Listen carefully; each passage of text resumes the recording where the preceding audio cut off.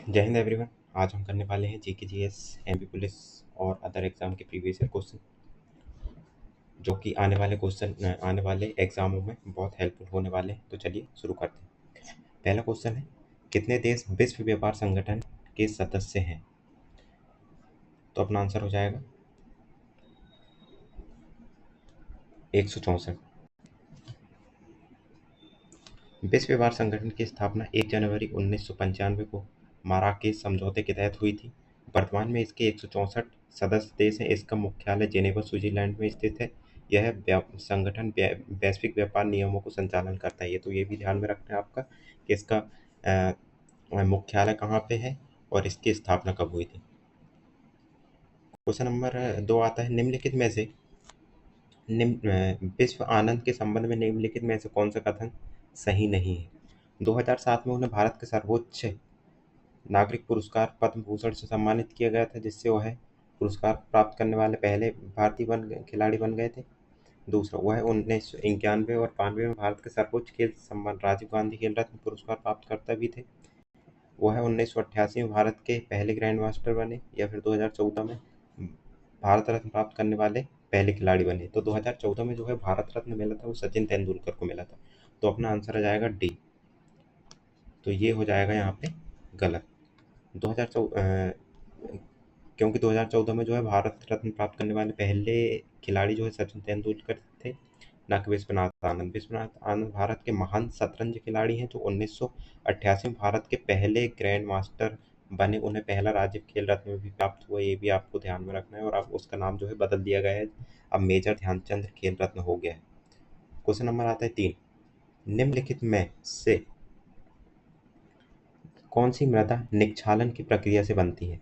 तो ये भी क्वेश्चन एमपी पुलिस का है। तो ये क्वेश्चन जो है इसमें आ जाएगा लैटेराइट। लैटेराइट जो है, लैटेराइट मिट्टी का निर्माण भारी वर्षा के कारण होने वाली तीव्र निक्षालन लीचिंग प्रक्रिया के परिणाम स्वरूप होता है। इस प्रक्रिया में पोषक तत्वों तथा पानी के साथ बह जाते हैं और मिट्टी में मुख्य रूप से आयरन और एल्यूमीनियम ऑक्साइड बच जाते हैं। यह मिट्टी चाय, कॉफी और काजू की खेती के लिए उपयुक्त होती है। और तो ये भी ध्यान में रखना है किसके किसके लिए उपयोग होती है। निम्नलिखित में क्वेश्चन नंबर 4, निम्नलिखित में से कौन सी नदी का स्रोत अरावली श्रेणी में अजमेर के पास है? अजमेर के पास जो है वो है लूणी। लूणी नदी है, लूणी नदी जिसको बोलते हैं। लूनी नदी का उद्गम स्थल राजस्थान के अजमेर जिले के अरावली श्रेणी की नागा पहाड़ियों से होता है। यह नदी थार मरुस्थल से बहती है हुई गुजरात के कच्छ के रण में विलीन हो जाती है। यह एक अंतर्वाही नदी है और इसका पानी बलोत्रा तक मीठा और इसके बाद खारा हो जाता है। तो ये भी आपको ध्यान में रखना। क्वेश्चन नंबर 5 आता है, निम्नलिखित कौन सा कथन सही नहीं है?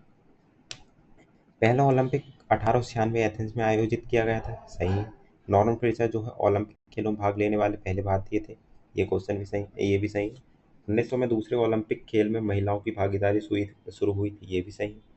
लेकिन जो डी है, 1924 में पहली बार भारतीय हॉकी टीम ने भाग लिया था। ये क्वेश्चन अपना गलत हो जाता है। ये जो है ऑप्शन गलत हो जाता है, क्योंकि जो है भारतीय हॉकी टीम ने पहली बार आधिकारिक तौर पर 1988 के एम्स्टर्डम ओलंपिक खेलों में भाग लिया था, जहां भारत ने पहला स्वर्ण पदक जीता था। और अन्य सभी जो है कथन वो सही हो जाते हैं। तो ये आपको ध्यान में रखना है। 1988 एम्स्टर्डम ओलंपिक खेलों में पहली बार जो है भारतीय हॉकी टीम ने भाग लिया था। क्वेश्चन नंबर 6 आता है, 0.1 सेंटीमीटर स्क्वायर अनुप्रस्थ काट वाले पतले स्टील के तार को 0.1% बढ़ाने के लिए कितने बल की आवश्यकता होगी? तो स्टील में दिया है 2.0 इंटू 10 की पावर 11 न्यूटन मीटर स्क्वायर। तो इसमें सूत्र लगेगा F बराबर Y into A into del L upon L, जिससे आप यहाँ पर मान रखेंगे। ये ए दिया है और एल दिया है, यहाँ पर मान रख के जो है आपका आंसर आ जाएगा 2000 न्यूटन। क्वेश्चन आगे देखते हैं, निम्नलिखित में से किसके द्वारा भारत में पाकिस्तान के बीच सीमा का सीमांकन किया गया था? तो पाकिस्तान और भारत के बीच कौन सी सीमा है? वो है रेड क्लिफ ने किया था। भारत और पाकिस्तान के बीच अंतर्राष्ट्रीय सीमा का निर्धारण सर सिरिल रेड क्लिफ की अध्यक्षता में सीमा आयोग द्वारा किया गया था, इसलिए इसे रेड क्लिफ रेखा कहा जाता है। मैकमोहन रेखा भारत चीन के बीच दूरंत रेखा मैकमोहन रेखा भारत चीन के बीच है और डूरंड रेखा जो है अफगानिस्तान पाकिस्तान के बीच स्थित है। तो ये भी आपको ध्यान में रखना। क्वेश्चन नंबर 9, राष्ट्रीय परिवार स्वास्थ्य सर्वेक्षण के 5वें संस्करण के अनुसार मध्य प्रदेश में नवजात मृत्यु दर कितनी है? मध्य प्रदेश में जो है नवजात मृत्यु दर पूछिए तो ये आ जाएगा आपका 29.0 प्रति हजार जीवित जन। तो 1000 में 29 जो है वो हमारा राष्ट्रीय परिवार स्वास्थ्य सर्वेक्षण के अनुसार मध्य प्रदेश में नवजात मृत्यु दर है।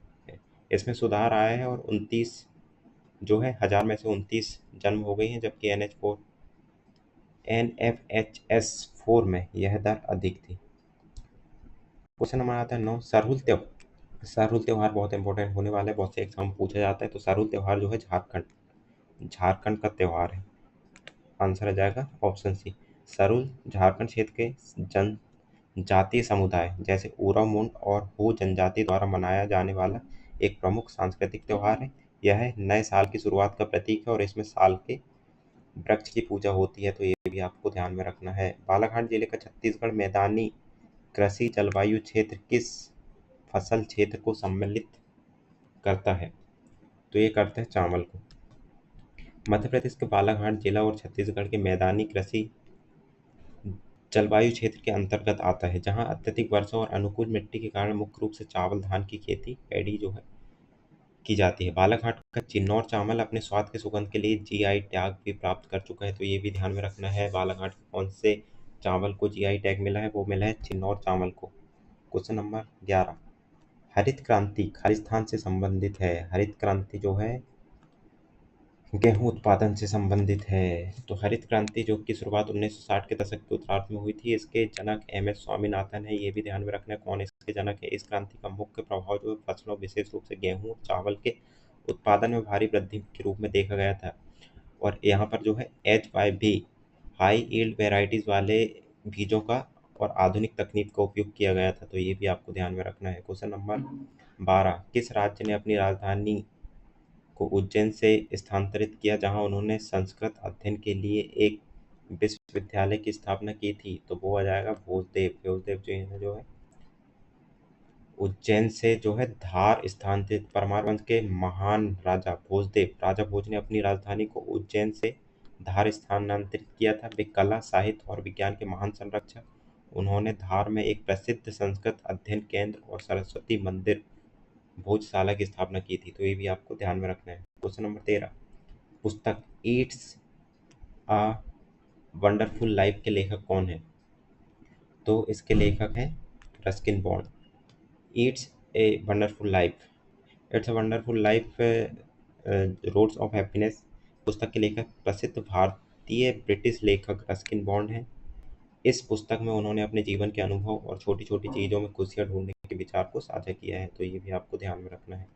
इनमें से किस पतन को न्यू मंगलोर पतन के नाम से जाना जाता है? तो इसको जाना जाता है पानम्बुर पतन। पानम्बुर कर्नाटक में स्थित न्यू मंगलोर पोर्ट को स्थानीय रूप से पानम्बुर पतन पोर्ट के नाम से जाना जाता है। यह भारत के पश्चिमी तट पर एक प्रमुख गहरे पानी का बंदरगाह है। ये भी ध्यान में रखना। और कहाँ स्थित है? कर्नाटक में। तो ये भी आपको ध्यान में रखना है। क्वेश्चन नंबर 15 आता है, 1857 की क्रांति कब शुरू हुई थी? तो 1857 की क्रांति जो है 10 मई 1857 में शुरू हुई थी। 1857 का भारतीय स्वतंत्रता संग्राम आधिकारिक तौर पर 10 मई 1857 को मेरठ छावनी से सैनिकों के विद्रोह के साथ शुरू हुआ था। अगले दिन यानी 11 मई को विद्रोह सैनिक से दिल्ली पहुंचे और उन्होंने मुगल सम्राट बहादुर शाह जफर को जो है भारत का सम्राट घोषित कर दिया गया था। तो ये भी आपको ध्यान में रखना है। क्वेश्चन नंबर आता है 16, 2021-22 में मध्य प्रदेश को राज्य का अपना कुल कितने राजस्व करोड़ होने का अनुमान? ये तो पुराना क्वेश्चन, तो ये तो आएगा नहीं आपको, इसको छोड़ दो। ब्रिटिश भारत में डूरंड रेखा की स्थापना निर्धारण के समय वायसराय कौन था? तो डूरंड रेखा जब निर्धारण हो रही थी, जो कि अफगानिस्तान और भारत के बीच है, वो थे लैंसडाउन। भारत और अफगानिस्तान के बीच सीमा का निर्धारण करने वाली डूरंड रेखा का निर्धारण 1893 में सर मार्टियर डूरन और अफगान अमीर अब्दुल रहमान खान के बीच समझौते के तहत हुआ था। उस समय भारत के ब्रिटिश वायसराय लैंसडाउन थे जिनका कार्यकाल 1888 से 1896 था। छतरपुर जिला उत्तर में खालिस्तान राज्य से घिरा है, तो उत्तर में जो है उत्तर प्रदेश से घिरा है। मध्य प्रदेश का जो छतरपुर जिला है बुंदेलखंड क्षेत्र के अंतर्गत आता है। भौगोलिक रूप से इसकी उत्तरी सीमा उत्तर प्रदेश राज्य के साथ लगती है। प्रसिद्ध खजुराहो के मंदिर इसी जिले में स्थित है, तो ये भी ध्यान में रखना है। प्रसिद्ध हमारा खजुराहो का मंदिर कहाँ स्थित है, तो वो है छतरपुर जिला में। निम्नलिखित में से किस राज्य में हल्दा महोत्सव का हल्दा महोत्सव मनाया जाता है, तो ये मनाया जाता है हिमाचल प्रदेश में। हल्दा महोत्सव हिमाचल प्रदेश के लाहौल और स्पीति घाटी के क्षेत्र में नव वर्ष के स्वागत के उपलक्ष्य में मनाया जाता है। यह सर्दियों के मौसम में मुख्य रूप से मनाया जाने वाला त्योहार है, जो प्रकाश के उत्सव और बुरी आत्माओं को भगाने में का प्रतीक है, तो ये भी आपको ध्यान में रखना है। क्वेश्चन नंबर 20 आता है, मध्य प्रदेश किस शहर का नाम राजा भोज के नाम से जाना जाता है, तो राजा भोज जो है भोपाल। मध्य प्रदेश की राजधानी भोपाल का प्राचीन नाम भोजपाल था, जिसे परमार वंश के प्रतीक राजा भोज ने बसाया था। बाद में मध्य प्रदेश के नाम बदलकर भोपाल हो गया था। राजा भोज द्वारा बनाई गई विशाल झील बड़ा तालाब भी स्थित है। तो ये आज के 20 क्वेश्चन हो गए। अगर आपको ये सीरीज अच्छी लगती है तो लाइक, सब्सक्राइब और कमेंट जरूर करें। Thank you.